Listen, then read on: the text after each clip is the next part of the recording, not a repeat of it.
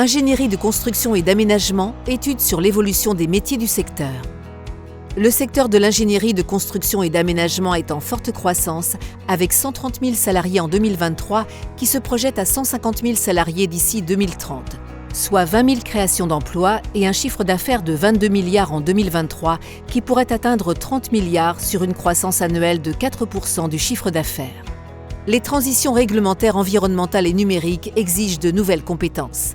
Comment les métiers de l'ingénierie de construction vont-ils évoluer ? Quels seront les besoins en compétences et en recrutement d'ici 2030 ? Toutes les réponses sont dans l'étude réalisée par l'OPIEC sur l'évolution des métiers d'ingénierie de construction et de l'aménagement.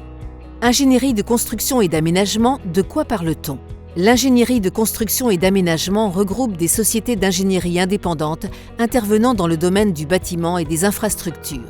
Ces sociétés interviennent auprès de leurs clients, les maîtres d'ouvrage, MOA, en leur proposant une large gamme de prestations. Ingénierie de construction et d'aménagement, quels seront les nouveaux besoins en termes de compétences ?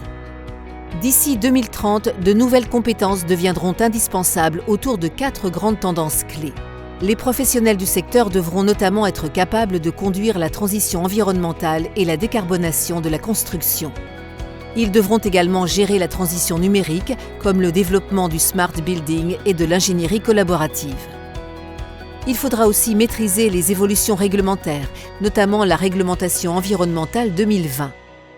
Et enfin, connaître les différentes évolutions du marché de la construction. Pour répondre à ces enjeux, 30 000 créations d'emplois sont attendues d'ici 2030. Mais 16% des postes sont difficiles à pourvoir en raison d'un manque d'étudiants sortant de filières scientifiques. Ingénierie de construction et d'aménagement, quelles solutions pour accompagner le développement des emplois et des compétences de ce secteur ? 4 principaux enjeux ont été identifiés. Pour chacun d'entre eux, des recommandations ont été proposées pour la branche. Enjeu 1, augmenter le nombre de personnes issues de filières scientifiques vers l'ingénierie de construction et de l'aménagement. Enjeu 2, élargir les viviers de recrutement.